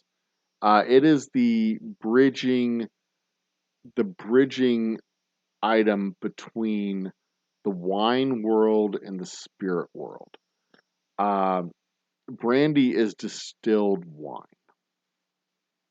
We should do a show on brandy. Brandy, cognac, brandy, that is distilled wine. Eau de vie originally was what we now know as brandy.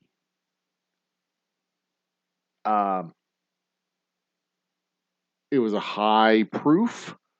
Brandy is a low proof eau de vie. Eau de vie is basically Everclear. But that's the bridge between the two. It's the last of the wine world and the first of the alcohol world. So like the first distilled spirits were distilled from fermented fruit juice. Because that was, they're full of sugar. They sit there, they rot, they get fermented. That was the stuff rotting fruit in the field that animals would eat and get drunk, and people would see the animals get drunk and go, "Hey, we should do that too." And then they learned how to control that process, collect the fruit, rot the fruit in a controlled way, allow it to ferment, get bubbly, and then mash it down and distill it. First it started off as just a high alcohol fruit juice wine, and then they took that wine and they turned it into, they would start distilling it, and that was around 400 BC, give or take, I think, if memory serves.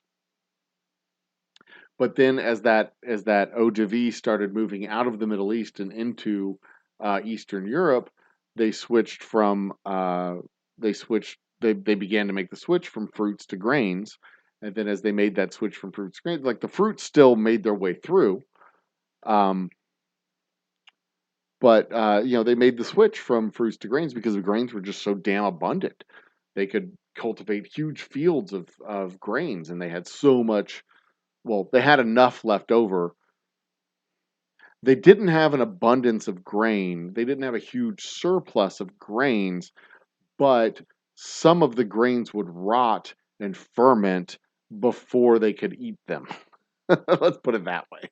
They never really had a surplus of food until after the 1600s, but they had enough food that would rot and ferment that they could turn into beer and turn into eau de vie, uh, tiny water, vodka,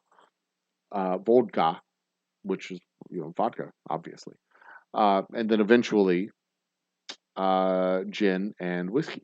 So there you go. Yeah. So no, yeah, I don't count brandy as one of the world spirits, foundational world spirits. I don't count it as that because it transcends. I don't think of it. I don't like brandy, so I don't think of it. I mean, I could say that it transcends. It's beyond that. It's beyond whiskey. It's beyond it's the grandfather. You don't think of it. It's like separate. But the truth is, I just don't like it, so I don't mention it. It's gross. I find it to be icky, so I don't count it among the delicious ones. So yeah, there you go. But also that said, great great great great grandfather Jean Philippe uh, had a brandy recipe, peach brandy. So I've got to do a brandy. I've got to resurrect old JP's recipe. And old JP's recipe, it calls for peach brandy, and I've got the herbs and spices to add to his brandy. Divided by 60, it's 6.8 hours. We need 3 more. It's midnight. It's time for me to go to bed. It's time for me to wrap this shit up. Okay, we're wrapping up at 12:30, guys. I'm gonna wrap this shit up at 12:30. So in 10 minutes, I'm gonna go into my final closing monologue, and we're gonna wrap this shit up. Um, so next week, on Wednesday next week, the 28th, the show's going on hiatus for a week. I'll have videos posted because I'm going to be on sabbatical. I'm going to be isolated and sabbatical for a week from the 28th to the 4th. And then I'll come back and we'll do our celebration of America's birthday on July 5th or 6th. Either the 5th or the 6th. I haven't decided which day we're going to do it. I'm not going to have a fireworks show, none of that stuff. We're just going to do Star Spangled tribute to the United States of America. As I love to do. It's my country, and I love my country, and I'm mostly proud of my country most of the time. I'm proud of what we can be, and I look forward to building a country that continuing to work to build a country that can be that can live. Excuse me, can live up to the promise of our foundational documents, our founding documents. You always work to build a better union every day, every month, every year, and it's very good on the birthday of our country to remind ourselves what that better union looks like, what that better union can be interpreted as, and what that better union can do. Um, we don't have to be bound by the mistakes of our grandparents and the mistakes of their grandparents and the mistakes of their grandparents. We can forge a new road. We can forge a new country. We can be better than what they even envisioned us to be. We can be better than what they were, and we can absolutely be better than what they envisioned us to be. Um, because to be completely honest, they didn't have nearly the imagination that we have. We are yeah, we're mighty. We have a tremendous amount of power to be able to make a strong union, a better union every goddamn year. And that's one of the things I love about the 4th of July is that we can remind ourselves every year that of what we can be, not just what we are, but what we can be. So we will have our Star Spangled tribute our uh, to our country on the 6th, probably the 6th, because I believe the 6th is a Friday. I think. So we'll probably do it that day. And then we'll be back on our regular schedule with our Wednesday night shows, maybe the Thursday night shows. I don't know. I'll see. I got to decide if we're going to do Wednesday night shows or Thursday night shows. Because Wednesday night shows feel early in the week.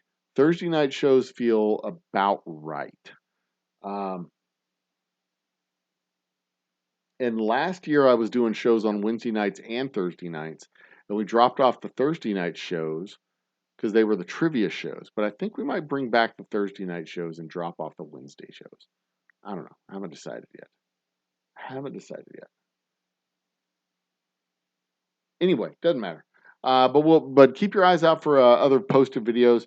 I've got 3 more zones in the state of Texas that I want to talk about: the Southern Plains, the Hill Country, and the Gulf Coast. And I am driving to Dallas tomorrow, which means I have 4 solid hours to record videos, car rant videos. So expect that.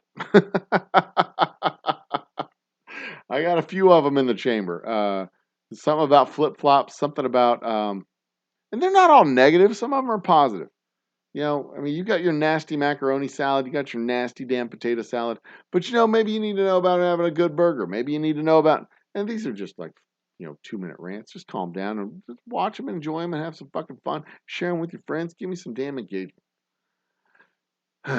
Anyway, that said, it is now 12:28. Is that what it says? Oh shit, it's 12:08. God damn. All right, what else is going on? Last bits.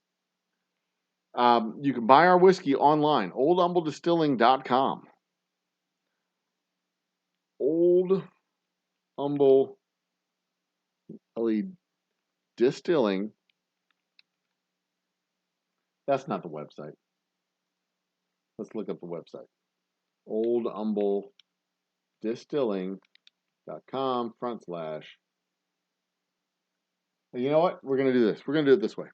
I'm going to go back to calm down chat. We'll be back in a second. Go right here. Okay. Now I'm going to open up my window for, is it this one? Chrome. Yeah, that's the one. All right, we're going to open up this window. Where's it at? There it is.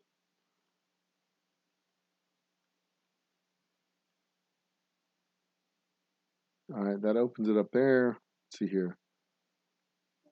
This one? Nope. There we go. And this one here? There we go. Perfect. Okay. Let's move it over here. There we go. Perfect. All right, let's do this. oldhumbledistilling.com /shop online. There it is. oldhumbledistilling.com /shop online. See the page come up. Come on. Shop online. Here we come. Is this going to work? Or is it going to take forever and not fucking load? It's going to take forever and not load. Okay, I'm going to hide it for a minute. No, I'm going to bring it up. I'm going to bring this out here. I'm going to minimize this. This is the page. Did that work? It did not. I messed it up. I messed it up. God damn, it's been a long day.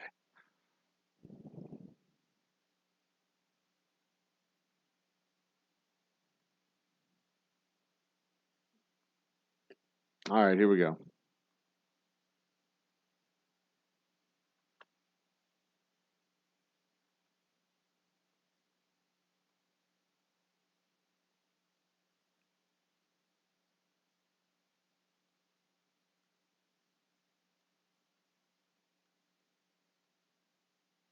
All right. I think I fixed it. Okay, here's the page. The page is loaded. Now I just got to wait for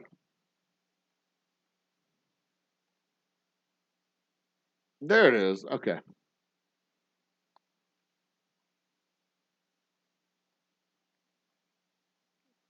This is live video as we go. Isn't this awesome? There's the page. There it is. Look at that, our web page. And if I scroll down just a little bit, Move over here. Let's scroll down a little bit. There's a little button right there. It says Shop Online. Boomtown Bourbon. Add to cart. Boom. Add to cart. What happens? Well, this little thing over here on the side is going to pop up. Probably. Can you see my cursor? Yeah, it's going to pop up right over here. And it's going to show a bottle of whiskey in the shopping cart. Because if I move this screen over just a little bit, you see that right there? See this right here? That's a shopping cart. Yeah, look at that. Shopping cart. Where's my cursor? All right, here it comes. My computer's working hard. This is the problem. My graphic interface sucks. Move over here. I'll move me down here. There, that works. Let's watch it work. It works much faster when I don't have my everything going. See? It's like, do you want to wait? Yes, I do. I want you to fucking do it. There it is. The panel opens up over here and it says, hey, what's going on? What do you want to do? Do you want to have a bottle of whiskey in your shopping cart? And I'm like, yes, I want to have a bottle of whiskey in my shopping cart. Oh, howdy ho then. You can have a bottle of whiskey in your shopping cart. If it...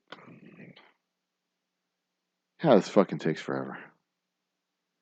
But you can have it delivered to your front door of your... Or possibly your back door. You can put my whiskey in your back door. Howdy ho. Are we going to wake up and do this thing? Are we going to do this thing? It works much better when I'm not streaming. It only does this when it's live. It's performance anxiety is what it is. Y'all are all watching. So it's like, should I do it? Should I do it? I don't know if I'm going to do it. But I'm over here watching it just like you.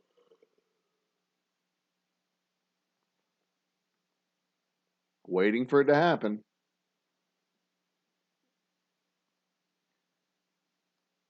Because my whole computer is having to think. If I minimize this, does that help? If I minimize the OBS, does that work? Does it make it work better? I don't know. Doesn't look like it. All right, well, anyway, you get the fucking idea, right? I'll leave this up here for a second. Maybe it'll get with the program and join me in the show. Maybe. But anyway, tonight we've been talking about gin. Gin, not gin and tonic, mind you, just gin.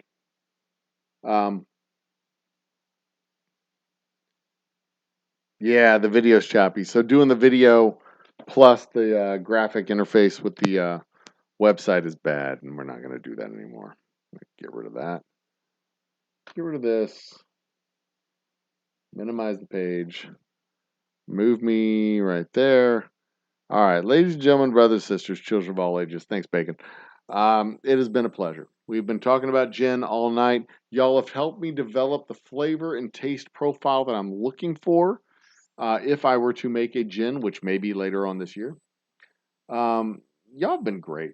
You really have. Thanks so much for joining me. Go to oldhumbledistilling.com / one of the whichever slash it is. You know which one it is. The one by your finger. So that's / oldhumbledistilling.com / shop online. Oh, I was supposed to drop that link. Son of a bitch. oldhumbledistilling.com / shop. Shop online. Did I do that right? Old Humble. I misspelled humble. Shouldn't be L-E. That's the one. So give me that link. Minimize. Post it.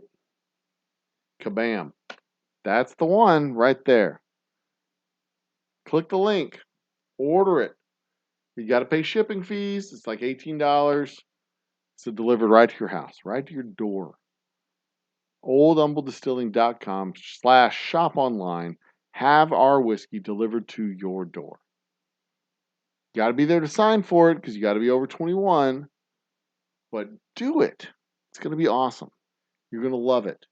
It's delightful. It's delicious. You drink enough of it, I become handsome. I drink enough of it, you become handsome. That's how it's done. And you get a bottle and you don't have to talk to your family for a little while. It's great. It's fantastic. Or maybe you do want to talk to your family, and this is your liquid courage to make it easier to look at your wife straight in the face and go, "Yep, I'm okay with this." Or better still, get a bottle, sit down, watch a show with me. Watch a show with me, right here, right now. Enjoy your Wednesday night happy hour with a bottle of whiskey, just like me. Have some fun, relax, take your hair down a little bit, kick off your shoes, throw your shirt over in the corner over there. Just lay back on the couch and relax. Enjoy yourself, have a drink. Don't mind us. We're just going to do our show. You do your show. It's cool. I mean, nobody's watching you do your show, but do it. Whatever. Enjoy yourself. Maybe one day somebody will watch you. Trust me, nobody's watching this show either. But for real, go to oldhumbledistilling.com/shop online. Get a bottle. We've got all 4 of our offerings, our straight whiskey special reserve, double oak rye, and boomtown bourbon. They're all available online. Buy it today. Ship it to your door. Delicious, delightful whiskey. But all that said, guys, I have been, and will continue to be the old humble guy. You are not. But the good news is, until we meet again, what do I do with my whiskey? Until we meet again, I will continue to be the old humble guy, and you will not. So, what you can do, though, is continue to be awesome to each other. Because that, my friends, is how you change the world. Cheers to all of you. Thank you for joining me for yet another amazing happy hour. Tonight on a Thursday night instead of a Wednesday night. Our Whiskey Wednesday happy hour is now a Thirsty Thursday happy hour. But I appreciate you joining me. I appreciate you joining in the chat. I appreciate you participating in the show. You're what makes this show fun to do. Cheers to all of you fine folks out there, and good night.